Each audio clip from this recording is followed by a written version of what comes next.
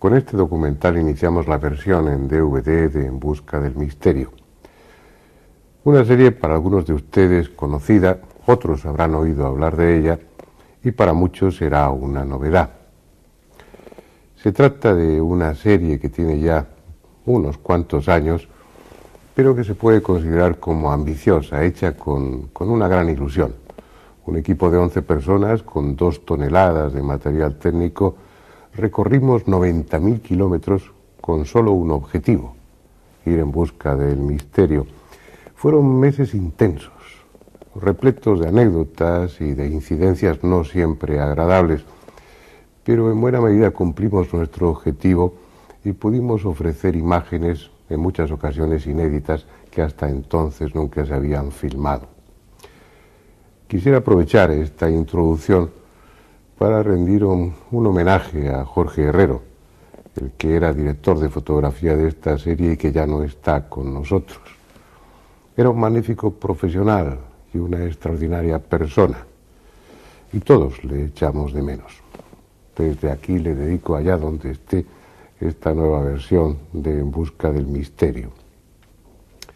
Aunque ahora se la ofrecemos en DVD, la serie fue rodada con cámaras de cine de 35 milímetros, lo que da a la imagen una textura a la que tal vez no estén acostumbrados, pero sigue siendo una filmación excelente.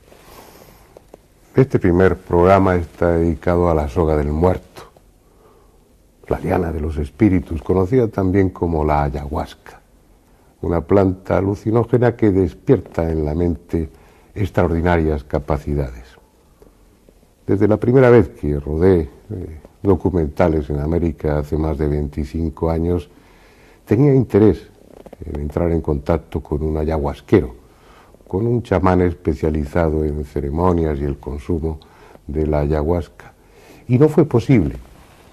Fue después de muchos años cuando el azar o el destino permitió que Juan José Benítez y yo entráramos en contacto con una secta que consumía colectivamente la ayahuasca.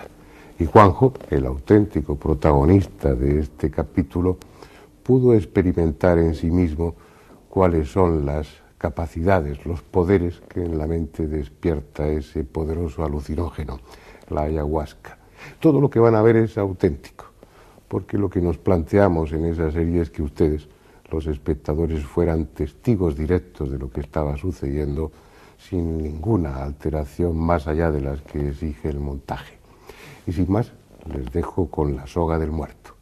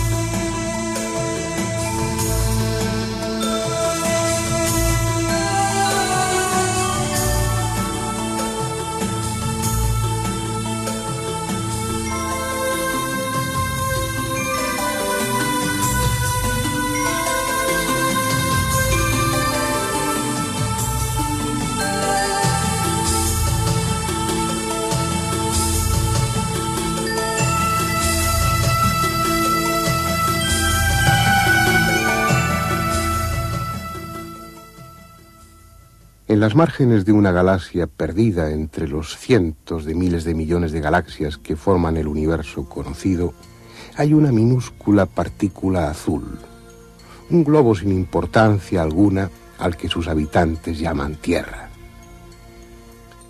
Las circunstancias hicieron del pequeño planeta un lugar privilegiado. Lentos procesos que requirieron muchos millones de años le dotaron de un material precioso, el oxígeno. Y gracias a él surgió la vida, y esa vida, estructurándose en formas cada vez más complejas, culminó con la creación de una entidad biológica inteligente que se bautizó a sí misma con el nombre de humanidad. Sin embargo, es probable que no fuera un buen negocio para el planeta azul dar ocasión a que tal especie surgiera, porque en su crecimiento incontrolado está poniendo en peligro su propia existencia y la de todos los seres vivos que con ella comparten el planeta. Ha puesto en marcha procesos cuyo alcance no puede ahora controlar. Algunos podrían provocar el fin de forma rápida y violenta. Otros siguen un camino lento pero inexorable, como el que concierne al aire mismo que respira. Con sus aviones, automóviles y fábricas, el hombre quema 40 o 50 millones de toneladas de oxígeno cada año, pero nada hace por compensar esa pérdida. Las diatomeas de los océanos fabrican el 70% del preciado oxígeno, pero el hombre está acabando con ellas al contaminar las aguas y cubrir los mares con una delgada película de hidrocarburos. El 30% restante del oxígeno lo fabrican las plantas, fundamentalmente los árboles, pero el hombre, en su constante huida hacia adelante, ha destruido los bosques y lleva camino de convertir la tierra en un desierto. Solo quedan masas boscosas en 3 o 4 zonas del planeta y también parecen condenadas a desaparecer. La más extensa, la de la cuenca amazónica, está siendo talada o quemada con tal prisa que en pocas décadas habrá desaparecido por completo.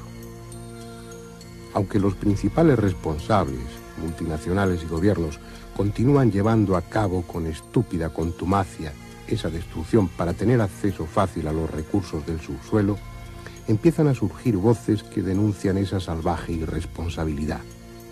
Ecologistas, biólogos y grupos organizados que proponen alternativas racionales para explotar la selva sin necesidad de destruirla.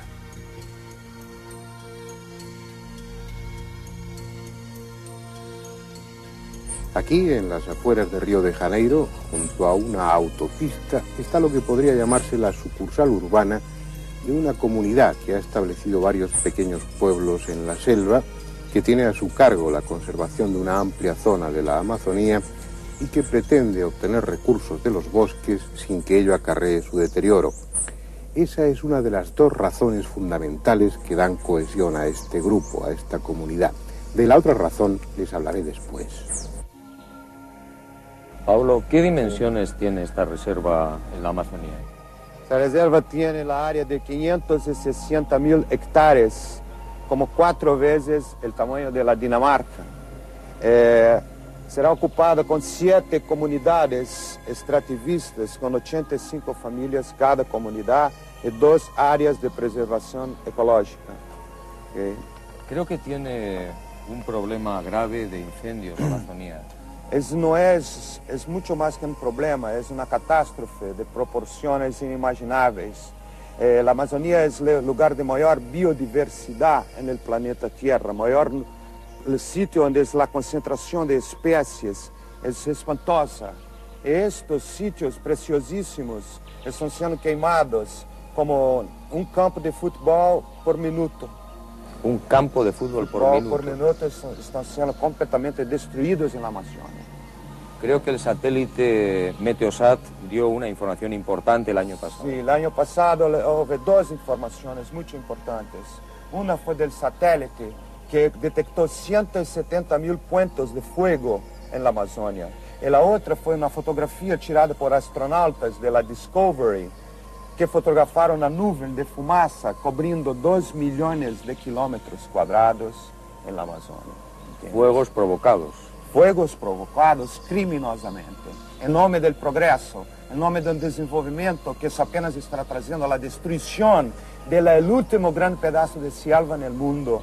Y nosotros que somos el pueblo de la selva, tenemos las soluciones. ¿Cuáles son esas soluciones? ¿Qué hace la reserva de Mapiá? La solución para ser real, legítima, tiene que atender 3 niveles. El nivel ecológico, el nivel social y el nivel económico. Entonces, si podemos vivir de la forma extractiva, donde colhemos el producto de la selva sin destruir una única árbol. ¿Eso significa extractiva?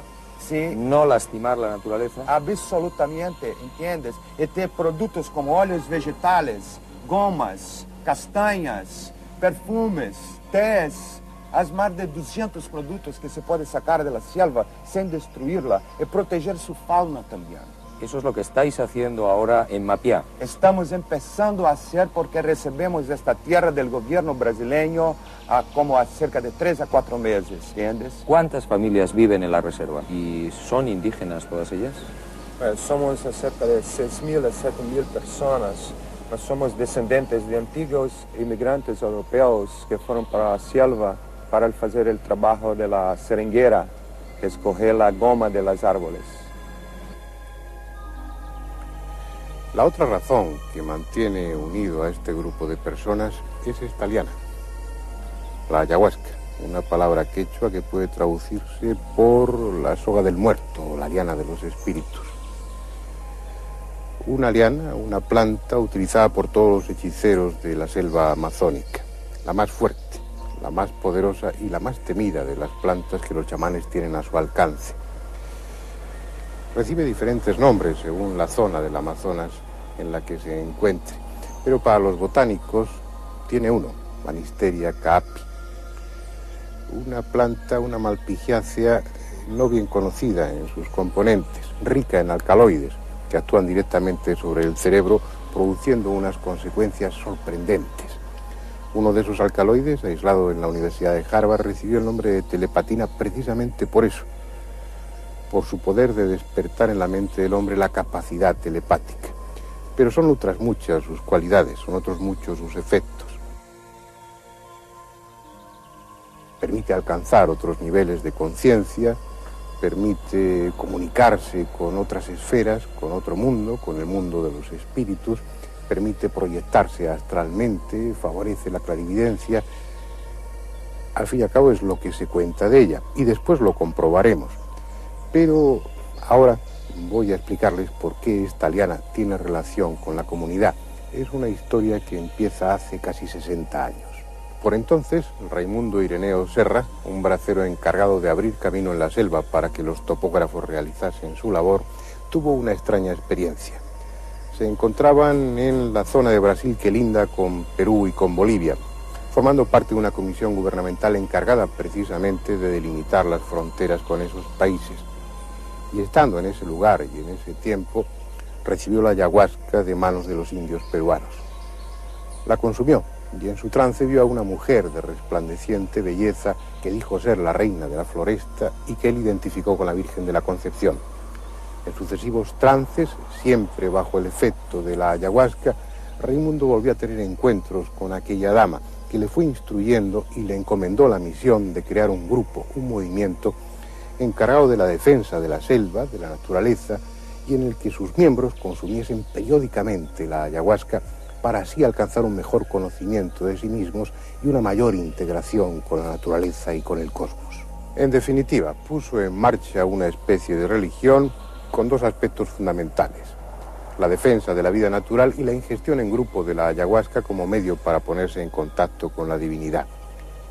Sin unas reglas demasiado precisas y con ceremonias marcadas por el sincretismo en las que se mezcla lo indígena, lo africano y lo cristiano, los miembros del Alto Santo, que es como se llama esta comunidad, se reúnen periódicamente para consumir el Santo Daime, nombre que ellos dan a la ayahuasca por indicación de aquella visión, y la toman mezclada con las hojas de esta otra planta, la Cichotria viridis, también rica en alcaloides que actúan sobre el cerebro. Juntas se potencian sus efectos y constituyen una especie de mezcla explosiva que coloca a aquel que la toma en las fronteras de otro mundo, en los límites de otra realidad que es inalcanzable por los sentidos ordinarios.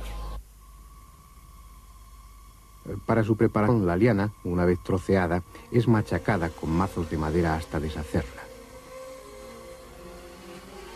Después se coloca en grandes recipientes, alternando una capa de ayahuasca con otra de hojas de cichotria, y se le añade agua. Durante largas horas el fuego permanecerá encendido. La mezcla ha de cocer hasta que los 60 litros iniciales de agua contenidos en cada perol se queden reducidos a 20 de un líquido espeso y oscuro. Cuando se enfríe, podrá ya ser tomado o conservarse para otra ocasión, porque mantiene sus propiedades durante años, a condición de que el recipiente esté herméticamente cerrado y no contenga aire, para impedir así su fermentación.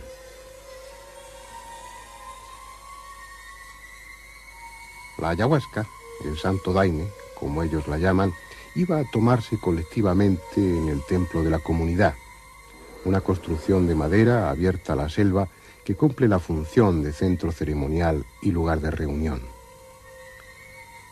Presidiendo la mesa, el emblema de Alto Santo, una cruz de Caravaca en la que se integra la estrella de David.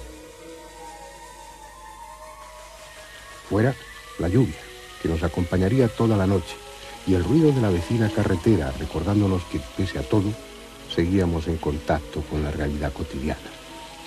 Estuviéramos o no de acuerdo con su especial religión, el hecho es que nos acogían amablemente, aceptando que todo fuera filmado por nuestras cámaras. En consecuencia, asumimos sus reglas y en todo momento tratamos de integrarnos en el grupo, haciendo lo que los demás hacían. Ellos consideran su doctrina como fruto de una revelación y están en su derecho.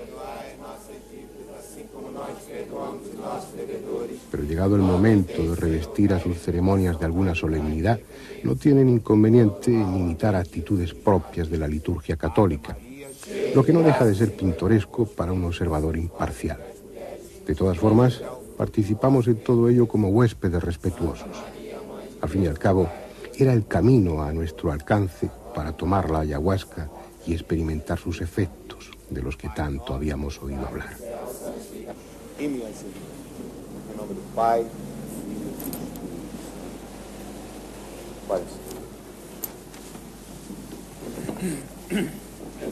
Aquel líquido espeso, amargo como la hiel, era la llave que todos los chamanes de la selva utilizan para abrir su conciencia.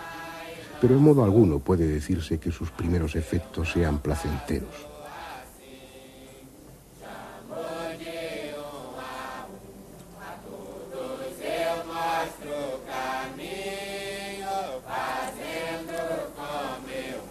A los pocos minutos de la primera toma ya experimentábamos violentas náuseas.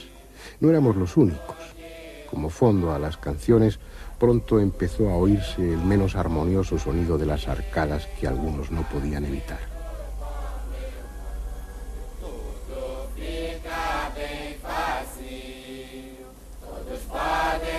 Eran 3 tomas separadas por 40 o 45 minutos, con breves pausas de silencio para enseguida continuar con los cánticos, un elemento primordial en la ceremonia. Son canciones doctrinarias en las que se recoge la enseñanza del santo daime, la filosofía de esta nueva religión. En sus letras hay de todo, pero fundamentalmente se ensalza la naturaleza, el pacifismo, la armonía, con continuas referencias al Padre, a la Virgen, a Jesús y al santo daime.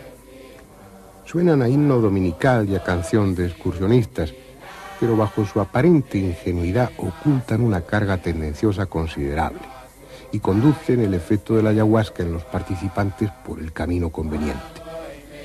Para nosotros eran más un estorbo que una ayuda.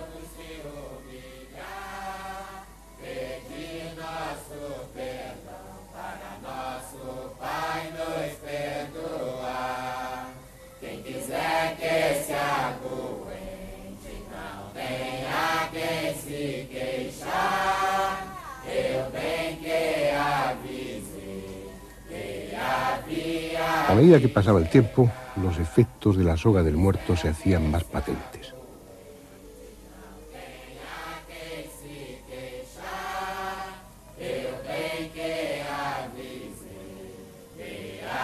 Las náuseas eran más tolerables y ante los ojos cerrados se formaban imágenes abstractas llenas de colorido, pero desconcertantemente vivas, dotadas de intención. Eran los sentimientos que tomaban forma. Unas veces como agudas espinas, otras como tejidos palpitantes de color anaranjado y consistencia de terciopelo. También el oído se hacía hipersensible hasta el punto de que aquellas atroces canciones eran percibidas como una agresión, despertando tal rechazo que era preciso hacer un esfuerzo para no pedir silencio a voces. Empezaba a sentirme francamente a disgusto en aquel ambiente. Por otra parte, mi razón se enfrentaba a los efectos psíquicos de la ayahuasca, que ya se hacían notar. Intuía que en unos instantes perdería el control de los pensamientos. No había angustia alguna, Simplemente era cuestión de elegir entre resistir o abandonarse al santo daime.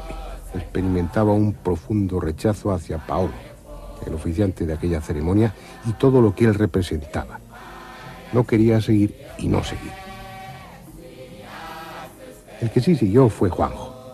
Él había decidido llevar a cabo varios experimentos bajo el efecto de la ayahuasca, y los que conocemos bien al periodista navarro sabemos que es tan curioso como tenaz. Ni el ambiente tendencioso, ni las irritantes canciones fueron suficiente obstáculo para impedirle lograr su objetivo.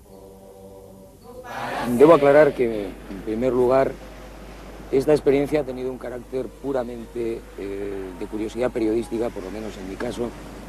Creo que merecía la pena, y aunque la primera hora y media, prácticamente las 2 primeras horas, resultaron muy desagradables, muy violentas, la primera toma yo sentí como se me rompía algo dentro, era una sensación profundamente amarga, como si el estómago se revelara.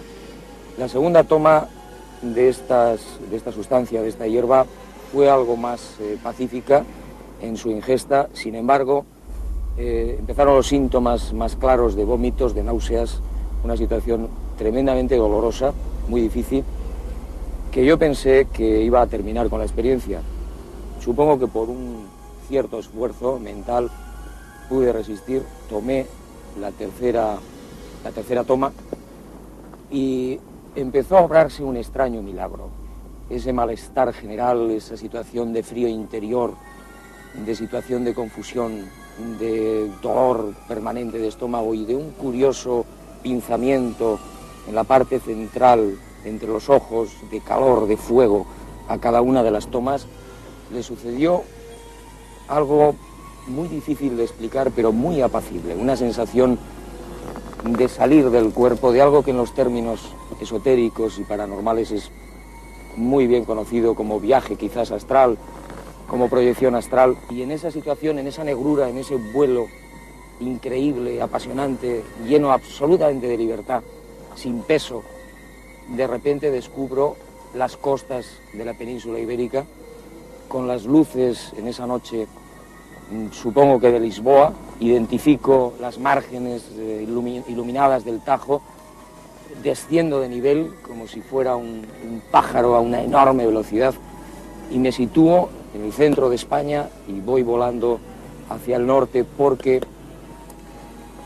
unas horas antes de la realización de esta experiencia yo había tenido la precaución, quizás dentro del pragmatismo que creo que me identifica bastante en estos experimentos, de llamar telefónicamente a una persona para que en esa noche justo de la toma de la ayahuasca, esta persona en casa colocara en una determinada habitación en el suelo un objeto que yo no debía conocer hasta después de realizada la experiencia.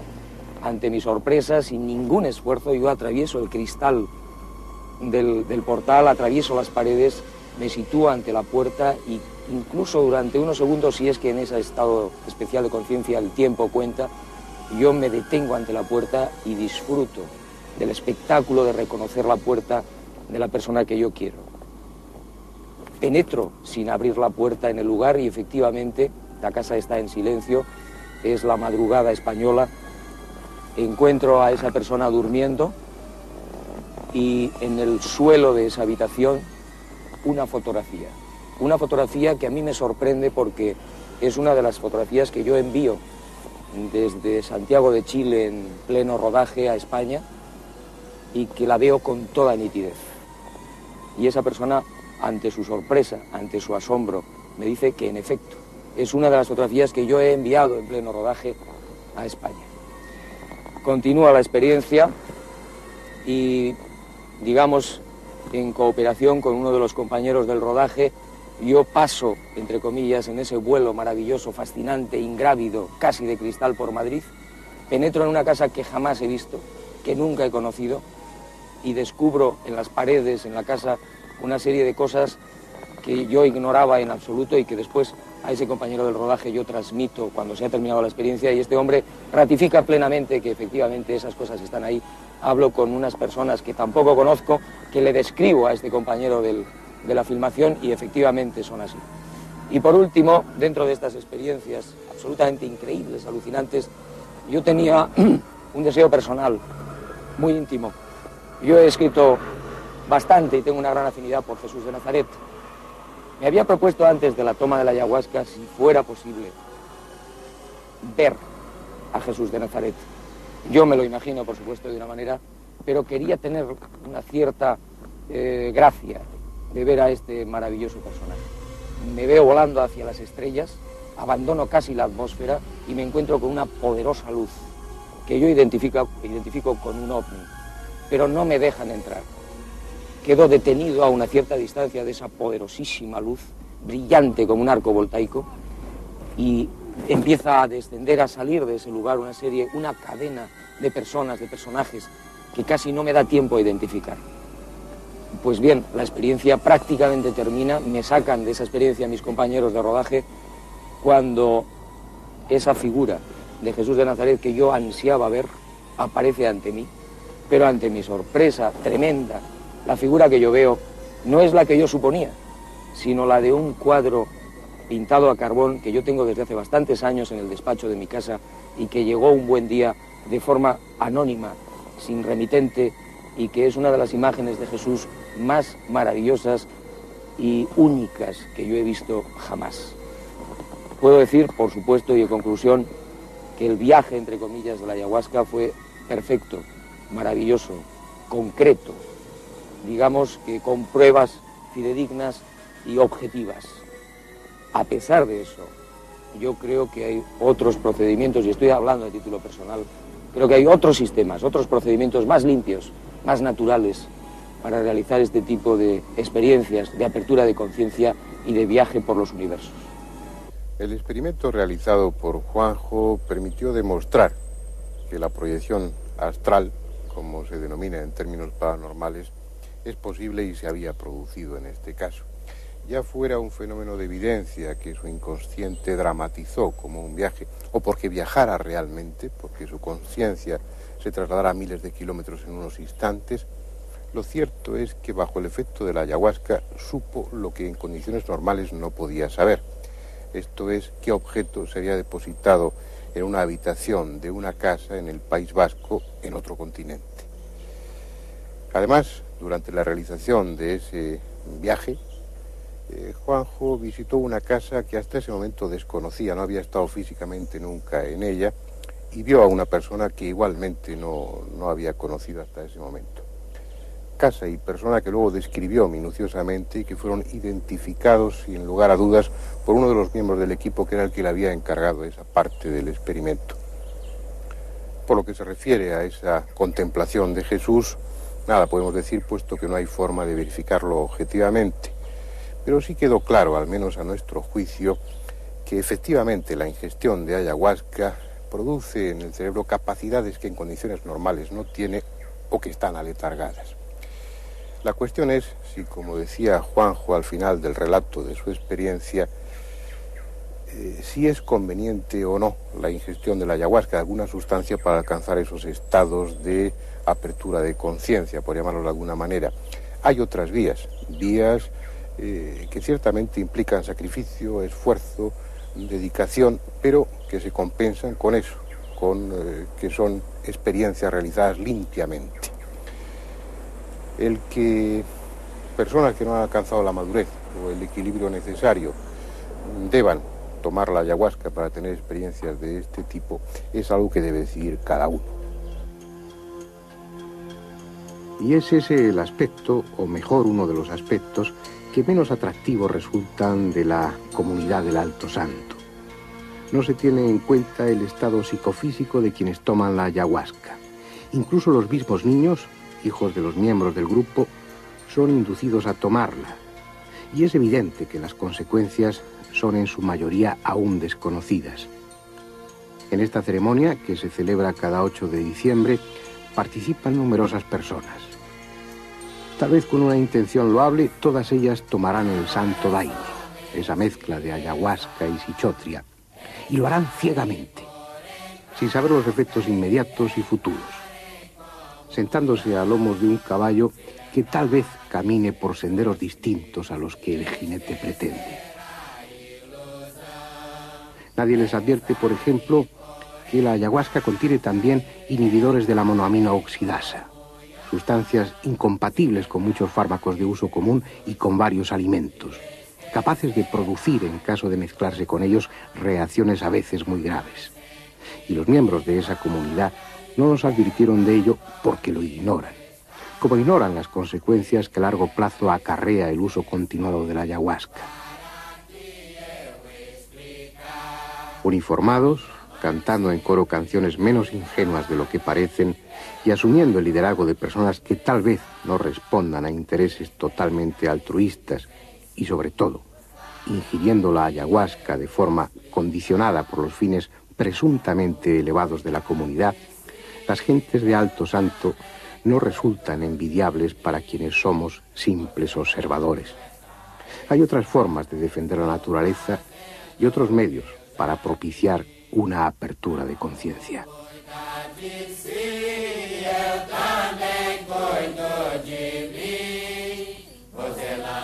Allá lejos, en la selva profunda de Brasil, de Perú o de Bolivia, algún ayahuasquero estará cociendo en este momento la soga del muerto. Y lo hará en solitario, como siempre ha sido. Antes se habrá preparado concienzudamente, habrá guardado días de ayuno y habrá meditado sin prisa sobre cuál es el objetivo para el que esta vez toma la ayahuasca.